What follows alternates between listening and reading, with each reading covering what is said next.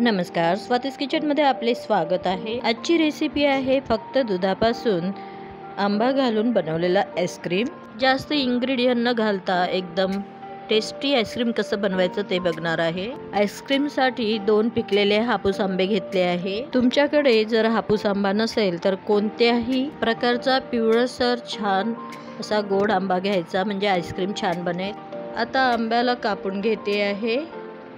आतून जो पल्प निघतो तो चमच्यानी बाहेर काढून घेते आहे।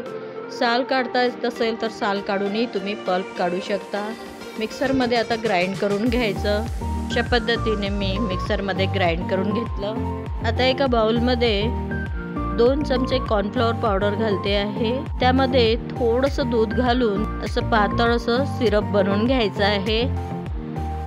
अर्धा लिटर दूध घेतलेलं आहे, फुल क्रीम। गॅसवर पॅन ठेवला आहे। दूध तापवून घ्यायचं। दुधाला उकळ्या येऊ द्यायचं। 5-10 मिनिटं असं छान आपल्याला हे दूध उकळू द्यायचं आहे, म्हणजे छान घट्ट येईल। अर्धा चम्मच इलायची पावडर घालते आहे, त्यामुळे आईस्क्रीम खूप छान टेस्टी लागेल। कॉर्नफ्लॉवरचं सिरप घालते आहे, त्यामुळे दूध छान घट्ट येईल। आता 1 वाटी साखर घालते आहे। असं छान मिक्स करून घ्यायचं। 10 ते 15 मिनिटं आपल्याला हे घोटून घ्यायचं आहे।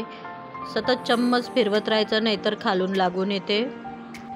दूध आता छान घट्ट झालेलं आहे। आता हे दूध थंड करून मगच मिक्सरमध्ये घालायचं आणि मँगोचा पल्प घालते आहे। आईस्क्रीम छान सॉफ्ट होण्यासाठी 2 चमचे क्रीम घालते आहे। आता हे मिक्सरला छान ग्राइंड करून घ्यायचं। मिक्सरमध्ये छान एकत्र मिक्स केल्यानंतर बघा इतकी छान स्मूथ अशी पेस्ट तयार झाली आहे।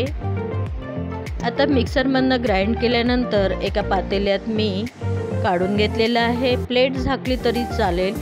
आता हे आपल्याला फ्रीजरमध्ये ठेवायचं आहे। फ्रीजरमध्ये 3 ते 4 तास ठेवल्यानंतर थोडा बर्फ बनल्यासारखं वाटत आहे, म्हणून आपल्याला परत याला ग्राइंड करून घ्यायचं आहे। मिक्सरच्या पॉटमध्ये परत घालायचं, परत एकदा छान ग्राइंड करून घ्यायचं। हे ग्राइंड केल्यानंतर सॉफ्ट आपलं आईस्क्रीम तयार होईल। म्हणूनच 1दा-2दा जरी केलं तुम्ही असंच, तर तुमचं आईस्क्रीम आणखीनच सॉफ्ट बनेल। अशा प्रकारे ग्राइंड करून घेतल्यावर आईस्क्रीम स्मूथ आणखीन तयार झालेलं आहे।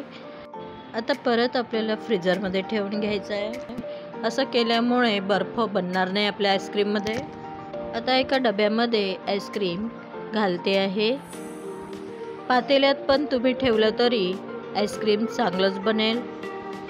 कंटेनर नसेल तर डब्बा किंवा पातेलं यामध्ये जरी तुम्ही आईस्क्रीम लावून घेतलं तरी फ्रीजरमध्ये तुमचं आईस्क्रीम चांगलं बनेल। अशा पद्धतीने आता मी हे रात्रभर फ्रीजरमध्ये ठेवणार आहे। तुमच्या आवडीनुसार तुम्ही ड्रायफ्रूट्स घालू शकता। हे होममेड मँगो आईस्क्रीम आहे। असेच तुम्ही फळांचे आईस्क्रीम वेगळ्या पद्धतीचे बनवू शकता। रात्रभर डब्बा ठेवल्यानंतर आपला आईस्क्रीम छान तयार झालेला आहे। हे स्मूथ असं एकदम टेस्टी यम्मी। माझा व्हिडिओ जर तुम्हाला आवडला असेल तर लाईक करा, शेअर करा, सबस्क्राईब करा। कमेंट सेक्शनमध्ये सांगा कसं बनलं आहे। असं आपलं होममेड मँगो आईस्क्रीम तयार झाले आहे। व्हिडिओ बघण्याबद्दल धन्यवाद।